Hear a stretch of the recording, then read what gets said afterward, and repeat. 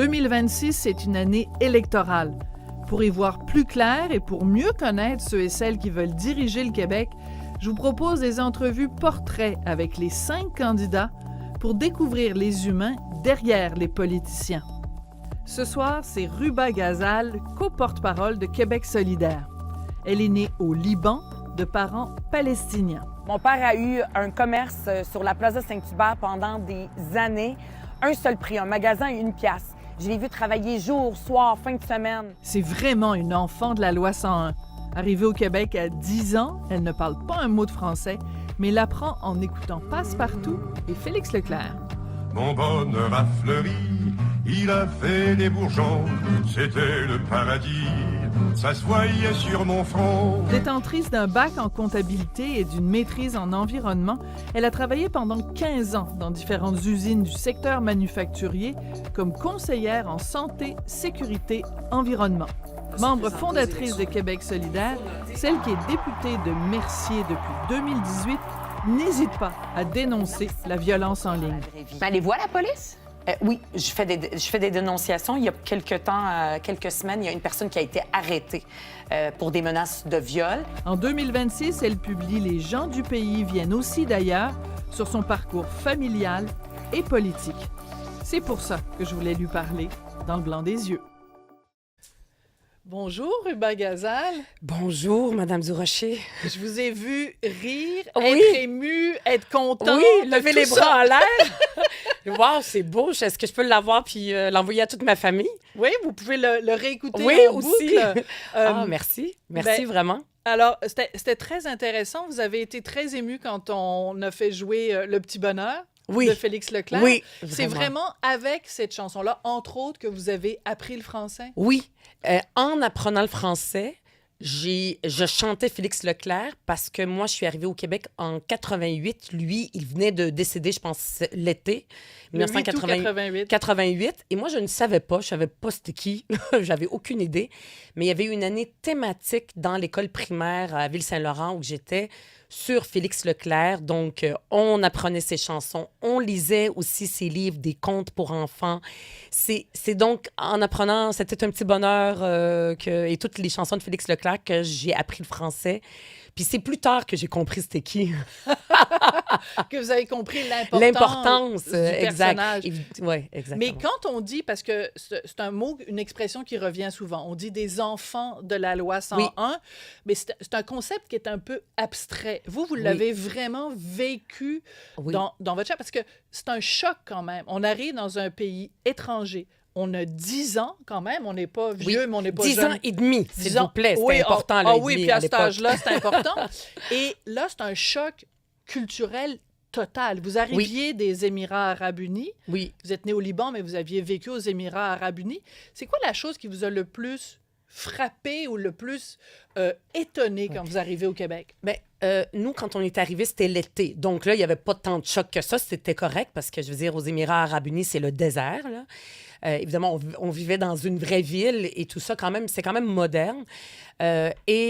L'été. Mais moi, ce qui m'a le plus frappé, c'est l'école, le respect des enseignants, enseignantes, du personnel scolaire envers les élèves.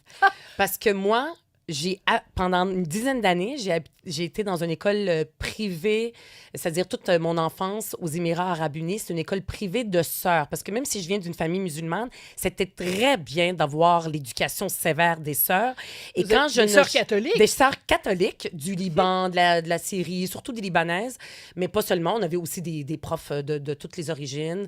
Et c'est comme la diaspora arabe qui allait dans ces pays-là. Et quand je ne savais pas chanter une chanson, là, pas juste, j'ai pas appris mes règles de mathématiques, ouvre ta main et je me faisais frapper. Avec une règle. Avec une règle. Bois. Moi, j'ai connu ça. Je veux dire, j'ai pas 90 ans, là. Et j'ai connu ça. C'était très sévère, mais à un moment donné, trop. Puis même, je me rappelle que des fois, j'étais punie, puis sincèrement, j'étais pas la plus turbulente. Et ça venait chercher les parents. Des fois, il y a des parents qui allaient à l'école puis qui disaient c'est assez. Mais c'est quand même une belle école. J'ai aimé ça. J'ai des bons souvenirs. Mais il y avait cet aspect-là. Puis ici, j'en revenais pas. Et en plus, on nommait les profs par leur prénom. Donc, moi, ça n'existe pas, c'est Miss, parce que c'était comme à la mode de parler en anglais, Miss Nadia, Miss Habiba, des choses comme ça. Et ici au Québec, mon Dieu, il y a un respect de l'enfant qui, moi, m'avait grandement, grandement frappée. C'est absolument fascinant, en effet, parce que ici, évidemment, un professeur, en tout cas dans C'est ces le contraire années-là, ici. en 80, des fois, on trouve justement qu'ils sont un petit peu trop, un petit peu trop proches, un petit peu trop familiers. Mais on l'a vu dans la capsulette. Donc, votre père lance un commerce sur la rue Saint-Hubert. Oui. Et vous alliez travailler dans ce commerce-là. Donc, vous n'avez pas, là, le soir, les fins de semaine, là, c'était ruban, en way à shop, puis nous, on travail, est 5 enfants. Quand on est arrivé, on était 4, puis j'ai une sœur qui est née ici, donc 5. Moi, je suis l'aînée de 5. Et oui, c'était très important que tout le monde contribue, qu'on travaille. Au début, on y allait parce qu'on était jeunes, juste comme ça. Après ça, on était sur le payroll pour les soirs, les fins de semaine. C'est important pour mon père. Le travail, ça fait partie des valeurs familiales. D'être indépendant financièrement, c'est très important. Donc, il nous a inculqué cette valeur du travail puis de faire l'effort. Puis je me rappelle des fois, quand j'avais un examen, j'étais adolescente au secondaire, là, je pleurais parce que maman, il faut que j'étudie. Puis là, elle me disait, OK, faut que tu parles avec ton père. Parce que ma mère aussi, elle était à la maison, mais elle travaillait aussi, elle contribuait beaucoup. Et là, mon père, OK, d'abord, c'est bon, cette fin de semaine ne vient pas, mais je me sentais coupable. Mais mes parents, c'est des parents extrêmement aimants, c'est des gens extrêmement gentils, mais vraiment, là, au-delà de la gentillesse. Mais c'était important. Puis même mon père, jusqu'à aujourd'hui, au lieu de nous dire « je vous aime », et tout ça, c'est pas celui qui parle le plus, sa façon de nous dire « je vous aime », c'est est-ce que tu as mis assez d'argent dans tes REER? Tu sais, l'argent, les finances, le travail. Des fois, mes parents, au-delà de ce que je vis comme politicienne, c'est est-ce que tu risques de perdre? Qu'est-ce que tu vas faire après comme travail? C'est vrai, c'est fondamental pour eux, la sécurité financière. C'est une valeur importante qu'ils m'ont inculquée. Moi, j'étais plutôt, avec l'argent, je gaspillais, je m'en foutais un petit peu. Mais je me rends compte que non, ce que mes parents m'ont inculqué, je l'ai beaucoup. Bien gérer ses finances publiques, bien gérer son argent. Moi, j'ai un conseiller financier, puis mes amis que j'aime, là, je leur donne son numéro. Appelez-le, puis j'ai même pas de code, j'ai rien. Donc, la réponse, c'est est-ce que tu as mis assez d'argent dans tes REER, Ruben? Oui, maintenant je suis très privilégiée. Mais c'est amusant parce que dans la capsulette aussi, on vous a vu, vous avez travaillé pendant 15 ans dans les usines. Et ça, j'avoue, quand j'ai commencé à lire sur vous, c'est la chose qui m'a le plus surprise parce qu'on vous voit pétillante, super passionnée, les gens qui vous appellent la passionnariat de Québec solidaire. Et ce côté-là, très la fille qui travaille à shop, avec les gars de la shop, avec sa casquette, ses bottes de construction. Comment vous êtes rendu là? Quand en fait, moi, j'ai un bac des HEC en comptabilité. Pourquoi? Parce que toute ma famille, ils sont comptables. Puis mon père me regardait. Ah oui, toi, t'as pas vraiment la personnalité d'une comptable parce que j'aime trop le monde puis juste rester dans les chiffres. Et quand j'étais au HEC, j'étais très, très impliquée. Puis j'ai décidé, je me suis dit, moi, je veux pas juste avoir une job de 9 à 5. Puis j'ai décidé de ne pas aller poursuivre pour avoir un titre comptable. Je suis allée en santé, sécurité et environnement. Parce que, puis là, on est en 2000, là. C'était pas aussi à la mode, l'environnement. Mais au début, c'était l'environnement. Après ça, je suis allée chercher un certificat en santé, sécurité. Bref, moi, je voulais vraiment travailler, avoir un bon salaire, puis être dans quelque chose de concret. Je suis très, très grassroots, là, très, très terrain, moi. Moi, les affaires dans les vapes, puis j'aime beaucoup lire. Vous n'êtes pas une pelleteuse de nuages? J'ai ce côté-là. J'ai un côté très idéaliste, très poussé, qui veut changer tout, puis c'est important, mais je suis très terre-à-terre, ça vient de ma famille. Et je me suis dit, je veux aller travailler dans le privé, mais avant, je veux quand même que ça soit proche de mes valeurs. Fait que je suis allée quand même en environnement. Gestionnaire en environnement, j'ai fait une maîtrise à l'Université de Sherbrooke, parce que j'avais besoin de m'éloigner de mes parents, qui sont à Laval. Et j'ai fait ma maîtrise, puis tout de suite, je suis allée chez Bombardier Aéronautique. J'aurais pu travailler dans une ville en environnement. J'aurais pu travailler dans un ministère de l'environnement. Je ne voulais rien savoir. Moi, je ne voulais pas être fonctionnaire. Sur le plancher des vaches. Je voulais être dans l'antre du monstre qui produit la pollution. C'est ça que je voulais. Puis, parce que c'est des bons salaires. C'est concret. Puis, il y a un côté gestionnaire c'est ça que je voulais. On fabrique des objets. Fait que j'ai été chez Bombardier Aéronautique à Mirabel pendant 5 ans. Après ça, j'ai travaillé dans une usine pharmaceutique qui fabrique Gravol. Gravol, c'est à Ville-Mont-Royal, à côté de l'Orange-Julep. J'ai travaillé là pendant 7 ans. Et c'est là que je suis allée chercher un certificat en santé et sécurité au travail. Fait que c'est moi qui me promène dans l'usine puis qui dit au gars, mets ton chapeau, cadenasse ta machine avant de l'ouvrir. Puis là, les gars, ils me disent, hey, ma petite fille, c'est pas toi qui vas m'apprendre comment ma machine marche. Moi, je la connais beaucoup mieux que toi. C'est très drôle. Fais attention de pas... va aller dans ton bureau. Fais attention de ne pas te blesser avec le papier, genre. Fait que, donc, il y a toute une façon aussi d'approcher ces gars-là. On peut pas venir de haut, donc c'est un apprentissage immense. Moi, j'adore ce monde-là. J'adore l'école bleue. Ça, c'est là que je voulais aller, Ruba. C'est que, en quoi le fait d'avoir été sur le terrain, parce qu'après, vous avez travaillé dans une usine Qui fabrique des contenants de verre, c'est les photos qu'on voyait. Ouais. Donc, ce contact-là, parce que je disais, les gars de la shop, mais il y a plein de gars de la shop au Québec. Oui. Le cœur ouvrier du Québec, c'est ça, c'est des gars de la shop. Oui. Donc, qu'est-ce que le fait d'avoir côtoyé ce milieu-là, cet univers-là, en quoi ça vous nourrit, vous, comme politicienne? Être en politique, aller à l'Assemblée nationale, c'est une bulle incroyable. On peut facilement, et c'est le plus grand danger de n'importe qui se présente en politique, on peut facilement être déconnecté du vrai monde. Et ça, c'est un danger que moi, j'avais peur que ça m'arrive. Et c'est pour ça que moi, c'est important pour moi de rester proche du monde. Quand je parle d'un enjeu, d'un sujet, de n'importe quel sujet, j'ai besoin de voir le monde qui est dans ce sujet-là. Par exemple, j'ai porté le dossier d'éducation. Bien, moi, je ne veux pas juste parler de l'éducation en ouvrant ma revue de presse. Je veux aller dans les écoles, voir les profs, leur parler, qu'ils me parlent de leurs enjeux, de leur réalité, d'être dans une classe. C'est la même chose aussi, si je parle d'économie, ben j'ai besoin, ou de l'épicerie, du coût de l'épicerie. Ben moi, sur mes réseaux sociaux, les gens peuvent le voir, je me tiens aux abords des épiceries, puis les gens me parlent à quel point même la viande hachée commence à coûter très, très cher, puis à quel point ça leur fait souffrir. Parce qu'avec le salaire que je fais aujourd'hui, puis avec le monde où est-ce que Madame la députée, Madame la chef parlementaire, tout ça, tous les privilèges qu'on a, il y a un risque, un danger très fort d'oublier les gens avec qui j'ai travaillé pendant longtemps. Mais moi, je pense que ce risque-là est moins présent, surtout que j'en suis très consciente qu'on peut l'avoir. Ouais. Fait que c'est comme ça que ça m'aide. Puis je suis capable de leur parler. Voilà, c'est ça. Vous avez dit tout à l'heure l'importance de trouver la bonne façon de parler aux gars de la shop. Donc, une approche qui n'est pas moi, j'ai des diplômes et toi, tu n'en as pas. Donc, pas d'être condescendant, pas d'être paternaliste. Je ne sais pas si on peut être paternaliste en étant une femme, mais ce contact-là d'égal à égal. Oui, ça, c'est d'écouter, c'est de poser des questions. Puis moi, j'ai une réelle curiosité des êtres humains. Oui. Vraiment. Tu sais, par exemple, le métier que vous faites là, d'interview, moi, j'adore ça. Mais voulez-vous prendre le job? Non, je ne prendrai pas votre place. Non. Vous le faites très bien, mais c'est vraiment, je suis très curieuse. Oui. Et c'était ça, c'est, par exemple, explique-moi ta machine, comment elle fonctionne, parce que moi, je suis pas mécanicienne. Et là, il me l'explique. Et juste le fait de l'écouter avec un réel intérêt, parce que les gens sont intelligents. Et ils savent quand on fait ça pour vrai, puis quand on fake. Ils le savent tout de suite.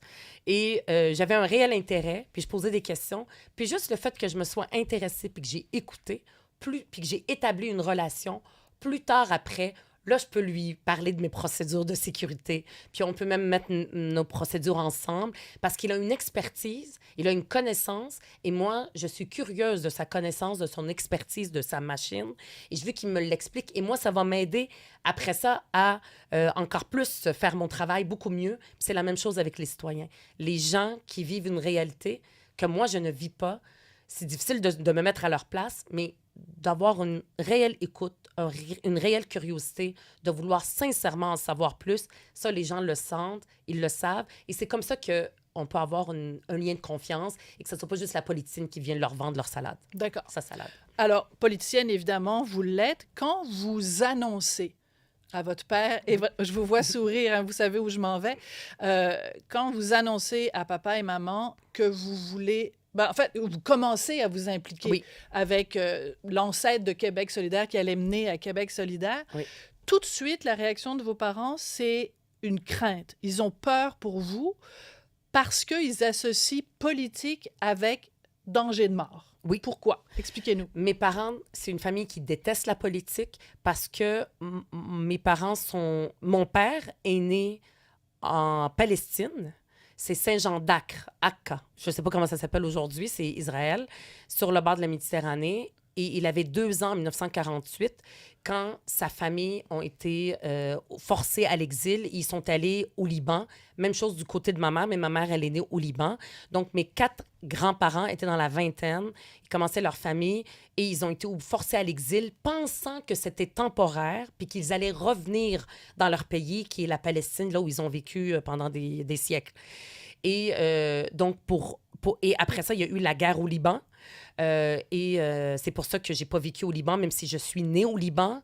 En 77, j'ai vécu aux Émirats arabes unis. Mon père n'aimait pas le Liban, il ne l'aime toujours pas, parce qu'il a vécu beaucoup de discrimination comme Palestinien. Et pour mes parents, c'est à cause de la politique. Les politiciens ont du main sur les sangs. Et, du sang sur les mains. Oui, qu'est-ce que j'ai dit? Pas grave. Du sang sur les mains. Et donc, pour eux, la politique, c'est le conflit, c'est la guerre, c'est la violence. Et eux, tout ce qu'ils voulaient, c'est offrir à leurs enfants un pays, parce que même si on vivait aux Émirats arabes unis, jamais on aurait pu être enterré là, puis on n'aurait jamais été considérés comme des citoyens. Ça n'existe pas. Ben, vous n'aviez pas de passeport, vous aviez votre carte de citoyen, de réfugié. De réfugiés palestiniens. On avait comme des papiers de voyage que le Liban nous donnait comme réfugiés palestiniens pour nous permettre de voyager. Et donc, ils voulaient nous offrir un pays, stable, la paix, un pays où il ne se passe absolument rien. Donc, alors, le Canada. Alors, donc, vous arrivez en leur disant, je veux aller là où ça fait mal. Je veux aller là où c'est dangereux. Je veux aller là où il y a du conflit. C'est tout ce que vos parents ne souhaitaient pas pour vous. Moi, je ne sais pas d'où ça me vient. Ça doit être mon esprit un peu rebelle. Je m'intéresse à ce que mes parents ne veulent pas que je touche, c'est-à-dire la politique.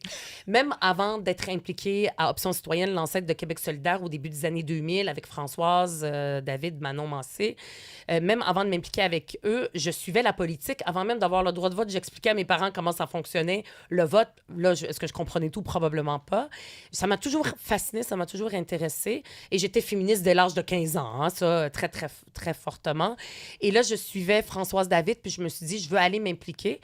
Et je disais à mes parents, ben là, je vais aller les fins de semaine. Je vais aller dans un congrès avec ma voiture à Québec. Puis là, mon père, il me disait, tu fais tout ça, tu mets tant de temps en dehors de tes heures, parce que je travaillais aussi en même temps. Tu laisses ton mari, à l'époque, j'étais mariée, tout seul, qui, le pauvre, vient chez nous pour manger et tout ça, mais quoi qu'il cuisinait, mais bon. Et là, il me disait, tu fais tout ça, puis t'es même pas payé. Pour lui, c'était hors de l'entendement, il comprenait pas ce que je faisais. C'est uniquement quand je suis devenue députée, en 2018, qu'il a dit, puis là, maintenant, ils sont très, très fiers, que là, ils comprennent que c'est une vraie job. Avant, je comprenais pas. Ils comprenaient pas. Ouais. Mais je trouve ça très intéressant. Dans votre livre, parce que j'ai oublié de le mentionner au début, mais vous avez publié, donc, Les gens du pays viennent aussi d'ailleurs, que j'ai lu de bord en bord. À un moment donné, vous dites, et je vous cite, dans les sociétés arabes, on ne regarde généralement pas d'un bon œil les femmes qui ne mâchent pas leurs mots, qui osent bousculer les habitudes, qui ne se tiennent pas à leur place, en adhérant à D'abord solidaire, l'ancêtre de Québec solidaire, je donnais un coup de pied dans la fourmilière familiale. Mais je vous trouve courageuse quand même de dire ça, de reconnaître ça. Donc, on s'attendait de vous, comme membre de la communauté arabo-musulmane, d'être plus tranquillou. D'être tranquille. Mais vous n'êtes pas une fille tranquille. Non, puis des fois, je me dis, je regrette de m'être pas plus rebellée. J'aurais aimé ça me rebeller un peu plus. Je suis quand même une fille... J'ai comme un peu les deux côtés. J'ai un côté rebelle à l'intérieur de moi, mais en même temps, je suis bonne élève. J'ai comme les deux côtés, sincèrement. Dans ma famille, je me suis pas ultra rebellée, mais dans les paroles, oui, beaucoup. Comme je le dis, mon père, il voulait pas, par exemple, que je fasse des sorties, dormir dehors quand j'étais adolescente, parce qu'ils avaient peur. Puis ils venaient d'arriver. On venait d'arriver dans un pays étranger, c'est pas les mêmes valeurs, c'est pas les mêmes coutumes. Donc, ils sont inquiets pour leur fille, et je les comprends très bien. Puis ils veulent aussi qu'on garde les valeurs familiales. Et ça, je le comprends très bien. Mais moi, ça brimait ma liberté. Puis je me suis dit, un jour, je vais être vraiment libre et je voulais me rebeller. Mais je me suis pas rebellée avec des grands coups d'éclat. Je veux dire, j'étais impliquée dans un parti politique. Je veux dire, il y a pire que ça. C'est intéressant parce que c'est vous-même qui le nommez. Vous dites... dans les sociétés arabes, on ne regarde pas d'un bon œil les femmes qui ne mâchent pas leurs mots. Oui. Donc, c'est pas juste une femme qui s'en va en politique, vous êtes une femme d'opinion. Oui. Et ça a été... Il a fallu faire accepter ça par vos parents. C'est ça qui est intéressant. En fait, je l'ai fait, Ouais. même s'ils ne l'acceptaient pas tout, mais sincèrement, ils sont toujours mêlés entre la fierté et l'inquiétude. Mais moi, je suis l'aînée de 5 enfants. Ma sœur, moi, j'avais 15 ans quand elle est née. Elle n'a pas eu la même enfance que moi. Là, elle découchait, elle faisait des voyages, elle vivait sa vie.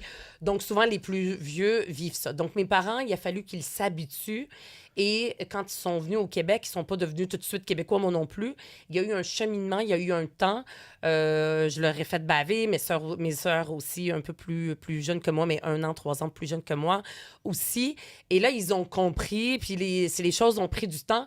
Et après ça, ils sont devenus plus relax, là. Fait que là, ils sont beaucoup plus relax parce que ça a été un processus et ils étaient inquiets parce qu'on est toujours inquiets de ce qu'on ne connaît pas. Ils ne savaient pas où ils mettaient les pieds. Ils savaient que c'était des pays de l'Occident, c'est pas les mêmes valeurs. Mais aujourd'hui, ils sont très heureux. Même mon père, il me dit, pour moi, c'est très important l'autonomie. On est 4 filles, votre autonomie financière. On est toutes autonomes. J'ai une sœur ingénieure, j'ai une sœur pharmacienne. Puis ils n'ont pas mis beaucoup de pression. C'est vraiment, ils ont inculqué quelque chose sans s'en rendre compte. Puis ils ont été chanceux, on était quand même bonnes à l'école. Et ils sont fiers de notre indépendance aujourd'hui. Mais c'est sûr que si je regarde par exemple mes cousines dans les pays du monde arabe, il y en a qui sont plus libérés, qui travaillent, d'autres un peu moins, mais c'est sûr que c'est pas la même liberté. Moi, quand j'ai terminé ce livre, les gens du pays viennent aussi d'ailleurs, c'était pas mon intention de parler de la liberté, mais à la fin, je me suis dit, mon Dieu, c'est vraiment la recherche de la liberté. C'est le fil rouge dans tout le livre, dans toute votre vie, c'est ça? C'est après. Oui. C'est la liberté comme femme, de vivre ma vie de femme libre, la liberté pour le peuple québécois, la liberté pour tout est une question de la liberté pour le peuple, la liberté économique, sociale, féministe. Je me suis rendu compte que c'est un livre sur la liberté. Parce que c'est aussi ça qui est au cœur de votre engagement. À la recherche de la liberté, ça aurait pu s'appeler comme ça. Ça aurait pu, en effet, mais on n'aurait pas eu le jeu de mots avec Gilles Vigneault, ça aurait été dommage. Mais je veux revenir sur la peur que vos parents avaient de la politique. Ouais. Ils sont au Liban, le premier ministre Gemayel est assassiné, c'est un petit peu le début aussi de la guerre civile au Liban. Donc, j'imagine, dans la tête de vos parents, un politicien, c'est quelqu'un qui se fait tirer dessus. Il doit y avoir de ça aussi. Oui, surtout ma grand-mère, parce que ma grand-mère, elle est restée, là, elle est décédée aujourd'hui, vers la fin de sa vie, elle est venue ici, mais elle est restée très, très longtemps. En 2006, quand il y a eu Hariri qui a été assassiné, je dirais, elle pleurait à chaudes larmes, elle passait ses journées devant la télé. Et quand mes parents lui ont dit que je me présentais en politique, elle dit « Empêchez-la, dites-lui qu'il ne faut pas. » C'est une calamité. Oui. Une calamité. Oui. Mais ça veut dire que, par exemple, bon, mettons, on est à l'Assemblée nationale, il y a plein de députés de toutes sortes d'origines, mais vous êtes peut-être la seule pour qui tout son environnement familial fait que vous n'êtes pas censé être là. Non, je ne suis pas du tout encouragée. Quand je parle de mes origines, j'ai mis des photos que vous avez partagées, par exemple, de moi avec mon papier de réfugié. À chaque fois que je parle de la Palestine, ma mère m'appelle. Pourquoi, ma fille? Arrête d'en parler. Et elle veut juste que je parle de rien. Pourquoi elle a peur? Elle a peur que je sois attaquée, que je reçoive des menaces de mort, des choses comme ça. Mais moi, j'ai toujours parlé, puis parce que je suis comme ça, c'est même pas parce que je fais exprès, j'ai toujours parlé de la Palestine, du conflit israélo-palestinien, du génocide, toujours d'un point de vue humaniste.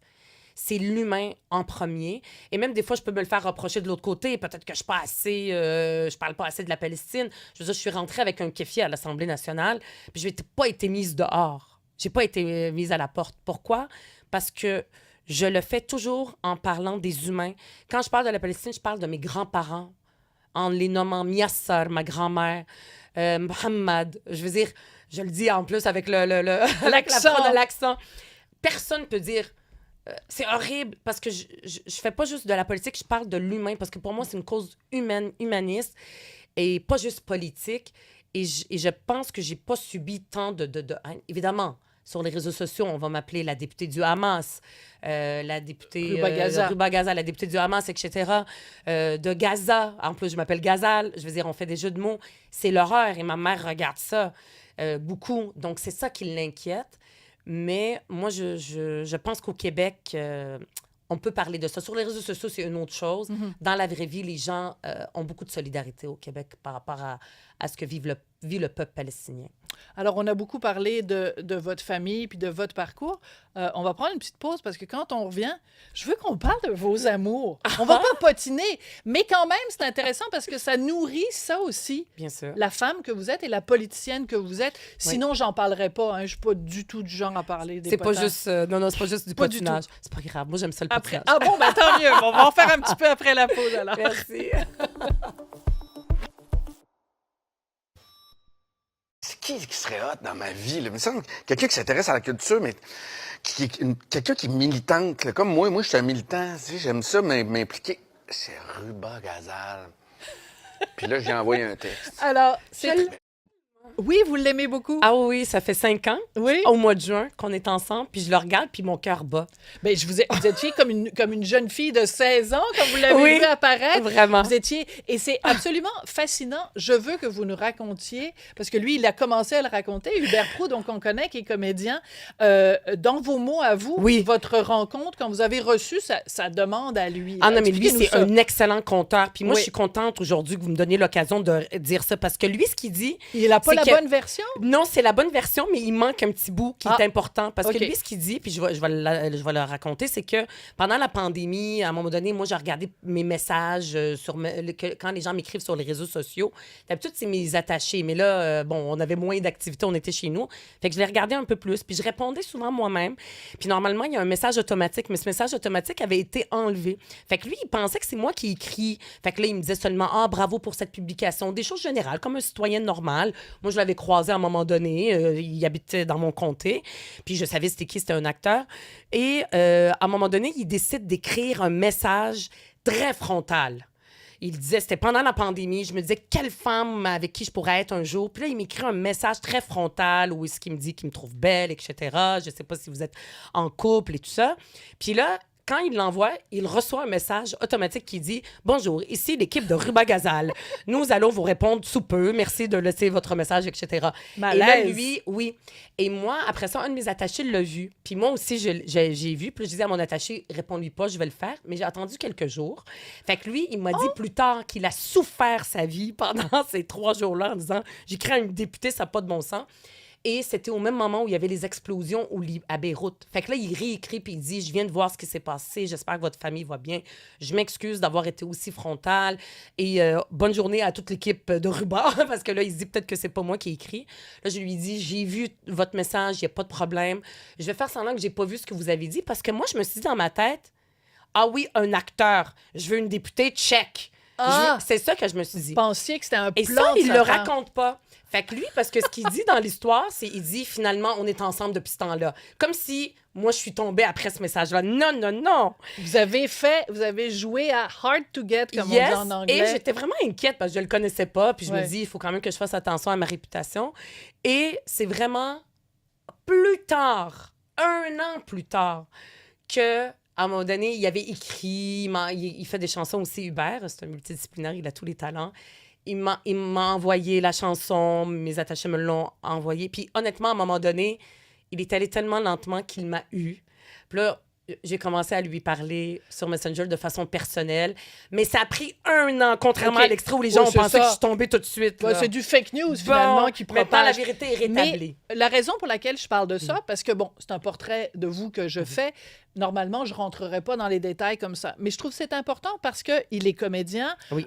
On l'a vu dans, entre autres, Indomptable. Et quand, justement, ça a été annoncé que la série ne revenait pas, c'est un choc parce que cette journée-là, il venait de signer le renouvellement de son hypothèque. Je me suis dit, Ruba, par le biais de son conjoint, elle est en contact avec la précarité chez les artistes. Totalement. En même temps, elle est aussi sensibilisée à l'importance de la culture et de la survie de notre culture. Quel rôle ça joue? En quoi être avec Hubert Proulx, ça vous aide à devenir une meilleure politicienne, par exemple? Ah, je comprends dans le quotidien ce que c'est la précarité. Parce que même comme élu, avant de connaître Hubert, tu sais, moi, j'adore la culture. Puis c'est pas pour rien que je suis tombée sous le charme. La télé, j'aime beaucoup, beaucoup la télé, regarder les séries, les théâtres et tout ça. Mais même si je le savais qu'il y a une précarité chez les artistes, en le regardant, je ne connaissais pas cette réalité-là parce qu'on voit les artistes à la télé, on dit, mon Dieu, mais ça va bien. En plus, ils sont subventionnés. On a l'impression que tout va bien. C'est d'une précarité extrême. Hubert, quand il a eu la réponse que Indomptable ne revenait pas, et pas juste cette série-là, quand il voit que partout dans le monde télévisuel, que c'est compliqué, il peut pas se dire « Ah, je peux aller ailleurs ». Il s'est dit « C'est tout le métier qui est en train de disparaître. Donc, je pourrais même pas me replacer. » Puis là, il m'a dit, l'autre fois, il a fait réparer le frigo, puis il a parlé avec le gars combien d'argent il fait juste pour réparer un frigo, puis il s'est dit, peut-être que je devrais me recycler pour aller réparer des frigos. Jusque-là, tellement il est stressé financièrement. Puis Hubert, il fait partie des acteurs qui gagnent bien sa vie. On le voit souvent. Et des fois, les gens, quand on voit souvent un comédien, on pense que on se dit, ben là, il il est riche. millionnaire, là. Non, mais pas du tout. C'est la précarité continuelle. Hubert a déjà joué en même temps qu'il faisait de la construction. C'est un gars qui sait travailler avec ses mains. Il a déjà fait des cours d'ébénisterie. Et il y a beaucoup d'artistes qui font ça, qui font de la construction et tout ça. Donc là, aujourd'hui, il le fait pas parce que ça fait quelques années, ça va bien. Il est encore appelé pour des rôles. Mais, et moi, évidemment, je le connais lui, mais je connais aussi tout son réseau, ses amis. Tout le monde capote. Sincèrement, ils disent, est-ce qu'un jour, ce métier-là va continuer? Et moi, ça me fait extrêmement mal parce que... Vous faites le geste comme ça, comme si vous aviez une boule au ventre. Oui, parce que c'est leur condition de vie. Mais si après ça, les artistes, puis les plus jeunes, puis il y a encore des jeunes qui sortent de l'école, ils se disent, ben on ne pourra plus faire ce métier-là, ben nos jeunes qui regardent la télé, on va toujours consommer de la culture parce qu'on a besoin de se faire raconter des histoires. C'est ce qui donne sens à nos vies. On a besoin des artistes. Ben ça va être de plus en plus la culture américaine, encore et encore. L'intelligence artificielle. L'intelligence artificielle aussi. Vous avez appris le français aussi avec Passepartout. Donc, demain, peut-être, le Passepartout de demain, ce sera peut-être l'intelligence artificielle. Oui, c'est très inquiétant. Votre livre est dédié, d'ailleurs, à Hubert. Vous Ouais. dites « Merci à mon amour de m'accompagner dans une existence exigeante où la vie personnelle en prend pour son rhume. Oui. C'est dur de concilier les amours et la politique. Oui, vraiment. » Qu'est-ce qui est le plus dur, Ruba? Ben, le temps. C'est qu'on ne se possède plus. Et il faut qu'on soit bien entouré. Il y a des fois, Hubert, il rit puis il dit, je vais appeler ton attaché politique qui connaît bien ton agenda pour prendre rendez-vous quasiment. Et donc, c'est vraiment ça. Puis ça a été un ajustement au début avec Hubert. Et, il voyait que mon métier était prenant. Puis lui aussi, il y a des horaires qui sont pas... C'est pas du 9 à 5, c'est atypique. Mais il y a eu un moment d'ajustement. Et donc, on est obligé de nous-mêmes, de nous faire violence puis de dire, OK, ben cette fin de semaine, je vais prendre un jour de congé pour avoir du temps avec Hubert, avec aussi ma famille. Hier soir, je suis allée voir mes parents, que je n'ai pas vus depuis un bout de temps. Et moi, je n'ai pas d'enfants en plus. Donc, c'est vraiment le temps, le manque de temps. Puis il faut que nous, parce qu'on est des humains, puis pour être des bons politiciens, pour être à l'écoute de la population, puis vraiment être connecté avec les gens, puis les écouter, il faut qu'on soit bien aussi personnellement. Et donc, on a besoin d'une vie personnelle. Et pour ça, il faut qu'on se dise, bon, ben il faut prioriser cette activité-là, ben j'irai pas. C'est correct. D'autres personnes peuvent me représenter. Je vais maintenant choisir de prendre plus de temps avec Hubert ou avec ma famille. Vous venez de le mentionner, donc je me permets de rentrer dans le vif du sujet. Vous dites, vous n'avez pas d'enfant. Vous en parlez dans le livre et vous m'avez fait pleurer, Ruba, parce que c'est pas votre choix. Non. Vous avez, à 3 reprises, essayé la procréation assistée avec votre ancien conjoint, avec votre mari. Oui. 3 fois le FIV, ça n'a pas fonctionné. Et vous dites que encore aujourd'hui, c'est un deuil. Oui. Comment on vit avec ce deuil-là? Maintenant, à chaque fois qu'il y a des jeunes femmes qui essaient d'avoir des enfants, sincèrement, du fond de mon cœur, je veux qu'elles en aient. Puis quand elles ont une réponse positive, c'est comme si c'était mon enfant. Moi, je suis la matante, pas la tante, la matante de 6 neveux et nièces, 3 petites filles, 3 petits garçons, dont la dernière a 5 mois. C'est mon enfant. Je ne les vois pas assez souvent, mais c'est mon enfant. Mia, c'est ma fille. Je m'excuse, ma petite sœur, non, c'est aussi ma fille, puis elle va être contente. C'est juste qu'eux autres, puis je me dis, après la politique, je vais encore plus mettre du temps avec ces enfants-là. Donc, je l'ai fait peut-être en remplissant aussi ma vie. Des fois, j'ai l'impression d'être... tout ce qui concerne les enfants qui vont à l'école sans manger, les enfants de la DPJ. Des fois, je suis obligée comme députée de lire ce qui se passe, mais j'ai besoin de temps pour le lire parce que je me dis, mon Dieu, ces enfants-là, je les adopterais.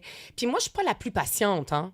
Je ne suis pas la fille la plus patiente avec les enfants. J'aurais été une mère impatiente, ça, c'est sûr et certain. C'est correct. Ça fait partie de ma nature. Ça n'existe pas, les mères parfaites. Non, c'est ça, Ruben. exact. Non, exactement. Absolument, ça n'existe pas.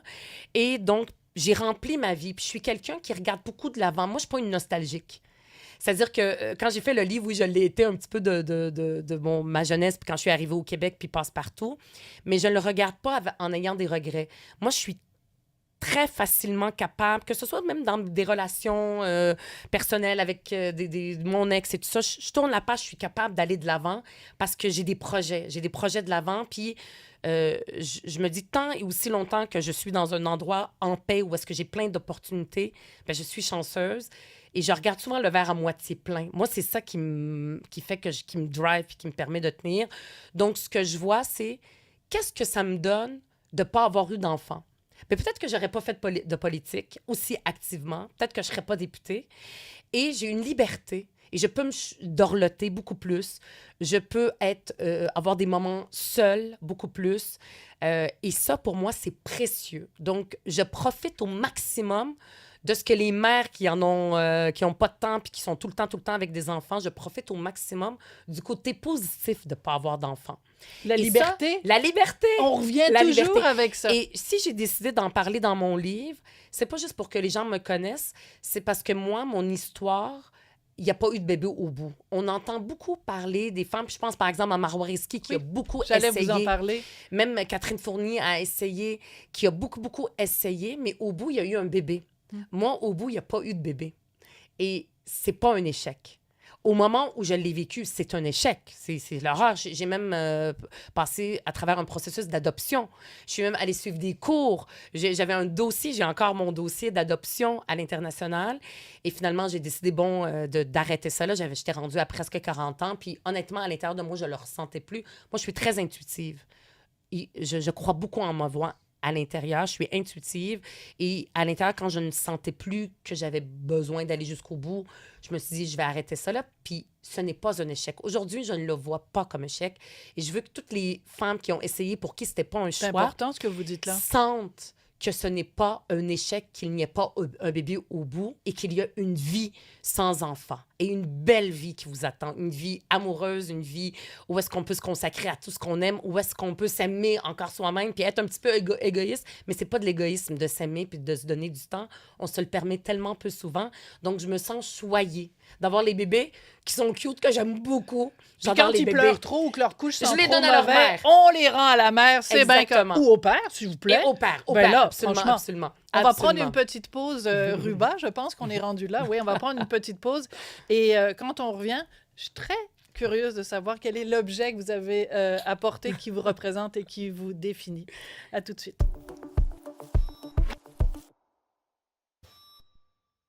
Faites donc des bébés au lieu de jouer à la germaine. Laissez les hommes prendre leur place.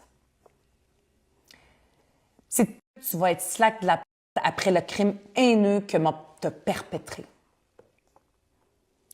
Ferme ta gueule. Je trouvais ça important, Ruba, de faire jouer des extraits, même si c'est dur, c'est dur à entendre, c'est dur à lire. Encore pour aujourd'hui, vous. j'écoute, puis ça me vient me chercher. Ça là. vient vous... Oui. Il a fallu que je le reprenne plusieurs fois, le premier, là, parce que là, je prononçais des mots que vous avez enlevés. C'est incroyable. Quand on reçoit ça, comment on fait pour, après ça, être tranquille le reste de la journée puis vaquer à nos occupations de députés? On dirait que quand je le lis, je me dis, c'est pas moi. C'est une femme qui prend la parole. C'est peut-être que je fais de la dissociation. Oui, je fais de la dissociation pour pouvoir accepter ça. Et aussi, ce que j'ai fait, j'ai commencé à faire, c'est d'arrêter de les lire. Mais c'est sûr que c'est difficile parce que je veux voir quand même qu'est-ce que les gens pensent, qu'est-ce que la population pense. Mais puis là, il y en a un qui apparaît, puis à un moment donné, c'est sûr que il y a un moment où tu dis, OK, c'est moi, puis... Mais tout de suite, il faut que je me dise, non, ça aurait pu être n'importe quelle femme. J'ai besoin de faire cette dissociation-là. Et honnêtement, depuis que je suis devenue porte-parole, je suis de plus en plus connue. Je parle beaucoup d'enjeux féministes, de femmes. Et j'ai décidé de moins y regarder. Et aussi, on s'assure, parce que c'est important qu'il y ait des débats. Moi, j'aime beaucoup quand les gens se chicanent sur ma page de façon respectueuse. Je suis pas d'accord, je suis d'accord. Ça, je trouve ça très bien. Mais dès que ça devient une poubelle, j'ai quelqu'un de mon équipe qui fait de la modération pour s'assurer que ça ne devienne pas une poubelle, parce qu'après ça, c'est les autres qui sont confrontés à ça. Et il y a beaucoup de femmes, moi, qui m'interpellent maintenant de plus en plus. Puis je pense à elles. C'est pour ça que j'ai dénoncé. Plus pour elles que pour moi. Parce qu'il ne faut pas qu'on accepte. Et même moi, il y a eu un moment où j'ai eu cette tendance à dire oui, mais c'est sur Internet. Donc, on peut ou sur les réseaux sociaux. C'est pas en personne. Et je me suis dit non, il faut faire attention de ne pas normaliser. Parce que le même propos dans ta face, dans la vraie vie, là, je veux dire, c'est inacceptable. Ça devrait être la même chose sur les réseaux sociaux. C'est tolérance zéro. Votre conjoint en reçoit aussi parce qu'il est avec vous. Oui. Et récemment, il y en a reçu un assez solide. Il y en a un qui là, je lui dis, mets-les de côté. Vraiment, lui, ça vient le chercher beaucoup. Plus que vous? Oui. Moi, lui, c'est vraiment... Il a comme envie de répondre. Je dis, non, tu réponds pas. Il a envie de répondre puis d'expliquer. Et parce que les gens lui disent comment ça se fait que tu es avec... puis en tout cas, tous les qualificatifs. Puis vraiment des choses dégueulasses. C'est très raciste aussi. C'est encore plus raciste que misogyne, ce qu'il reçoit. Parce que comment ça se fait que tu es avec une fille... Une arabe. Une arabe au lieu d'être avec musulmane. une blanche. Exactement. C'est plus raciste encore. Moi aussi, j'en reçois. Et là, lui, il veut répondre puis il veut se défendre. Moi, il fait pas cette dissociation-là que moi, je fais.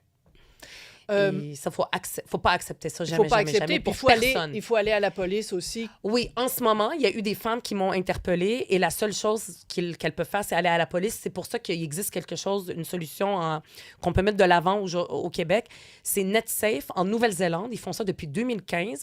C'est vraiment, tu fais un copier-coller du message, tu l'envoies dans une plateforme en ligne, il y a quelqu'un qui répond. Parce que l'objectif, c'est pas de mettre la personne en prison. Notre objectif, c'est que ça arrête. C'est que la personne arrête de faire ce genre de comportement-là. Donc, ça existe, un service d'aide en ligne. C'est pas juste une écoute. Il y a des gens au bout de la ligne qui donnent des conseils à la personne qui reçoit ces messages-là, mais elle peut, après ça, même la personne à l'autre bout de la ligne, peut après ça interpeller la personne qui harcèle et lui dire d'arrêter. Puis ça peut aller jusqu'à recevoir un jugement puis une ordonnance d'arrêter, mais parce que c'est important de garder aussi la liberté d'expression. Fait que c'est pas tout le temps judiciarisé. La liberté de vous traiter de pute, mais ça, elle non. n'existe pas vraiment. Ça, non, exact. Mais c'est pas de... Parce que des fois, les gens veulent pas aller à la police. Des fois, ils font pas confiance. Des fois, les policiers sont pas formés. Il y a eu beaucoup de femmes qui ont reçu des messages haineux, par exemple, des Miss Météo. Vous aussi, vous en avez reçu. Puis, à un moment donné, je veux dire, la police, des fois, prend pas ça. Ils ont de la difficulté, mais un service comme ça, là, on pourrait le mettre de l'avant. Il existe des solutions pour arrêter ça. Je trouve ça intéressant parce que depuis le début de l'entrevue, je pars de vous, la Ruba, et vous arrivez toujours à amener... Non, mais c'est formidable, c'est un compliment que je vous fais. C'est que vous partez toujours du personnel pour le ramener aux politiques, ou pour le ramener à des politiques publiques, pour le ramener à la société. En fait, c'est un petit peu ça qui vous caractérise. Ruba, je demande à tous mes invités d'apporter un objet qui leur ressemble, qui les définit. Vous, c'est sous la forme d'un papier. Oui, c'est une photo. Je sais, c'est pas très original. Moi, je suis pas quelqu'un qui a beaucoup d'objets. Quand les gens veulent me donner un cadeau... La simplicité volontaire, c'est sûr, c'est normal à Québec solidaire. Mais moi, vous êtes vilaine avec François Lambert, vous le traitez de riche, puis tout ça.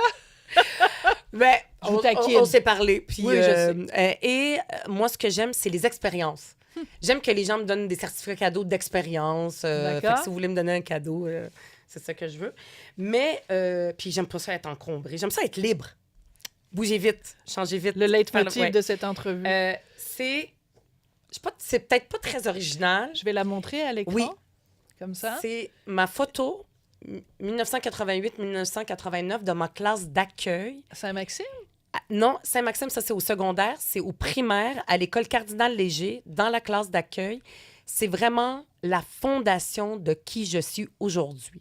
C'est dans cette classe d'accueil où il y a des enfants qui viennent d'un peu partout, où il y a eu Monsieur Gilles, qui, je pensais que c'était lui, mais finalement, je l'ai croisé, Monsieur Gilles, récemment, et il n'était pas encore arrivé, il est arrivé un petit peu plus tard dans l'année, puis il m'a beaucoup marqué, j'en parle lui dans le livre, où c'est là que j'ai appris le français en écoutant, en chantant Félix Leclerc. C'est là que j'ai appris le français en écoutant Passe-Partout. C'est là que je suis allée au Salon du livre puis que j'ai su qu'on pouvait toucher un auteur d'un livre en chair et en os.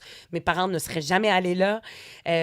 Donc, c'est là que je suis devenue québécoise dans cette école publique québécoise, multiculturelle à l'époque aussi. C'est là que je suis devenue qui je suis. Je ne serais pas devant vous sans cette classe d'accueil-là. Alors, est-ce que je vais arriver à trouver Ruba parmi... Il faut la chercher parce que c'est drôle. Tantôt, vous ne me laissez pas beaucoup de temps. Est-ce que c'est possible que ce soit... Ah, c'est pas là? J'ai l'air d'un petit garçon avec mes cheveux. Moi, j'ai les cheveux frisés. En effet, vous êtes là. Et ma mère regrette de m'avoir fait ça. Vous avez vraiment l'air d'un petit garçon. J'avais l'air d'un petit garçon. Ruba, de toute façon, à Québec solidaire, on est non-binaire, alors c'est pas important ces choses-là. Ruba, si vous pouviez regarder cette petite Ruba-là et lui dire, un jour, tu vas grandir et tu vas te battre pour un Québec indépendant. Parce que vous en parlez avec ferveur, avec passion, vous y croyez, l'indépendance du Québec. Comment vous lui vendriez l'idée d'un Québec indépendant? Cette petite Ruba, toute son enfance, elle a vécu dans une famille où est-ce qu'il y avait ce rêve d'un jour avoir un pays, le pays de la Palestine. Toute mon enfance, il y avait ce rêve-là. J'ai une tante jusqu'à récemment, elle a compris que ça ne sera pas possible, là, récemment, imaginez. Elle a toujours dit, un jour, on va revenir, on garde nos papiers pour montrer qu'on est des Palestiniens, parce que là, on a la citoyenneté canadienne. Et moi, j'ai vécu avec ce rêve d'avoir un pays. Donc, plus tard, quand j'ai compris c'est quoi ce rêve d'avoir un pays du peuple québécois, de cette nation, mon peuple est un peuple rêveur et indécis, c'est ce que disait Dédé Fortin. Ouais. C'est pas la même chose pour les Palestiniens. Un référendum en Palestine, il serait gagné à 110 %. Mais je pense que ça a résonné en moi. Ça aurait résonné dans la tête de cette petite fille-là. Et c'est ce qui est arrivé un peu plus tard, en apprenant l'histoire du Québec, en apprenant c'est quoi le Québec, en disant, mon Dieu, c'est grâce à ce Québec-là que j'ai pu aller à l'école publique gratuitement, qu'on peut aller se faire soigner. Mon père a compris pourquoi il payait de l'impôt alors qu'il s'est plaint toute sa vie quand il est allé avoir une opération et il est sorti, ça lui a rien coûté. Il sait que c'est ici son pays. C'est ici qu'il a pu ça.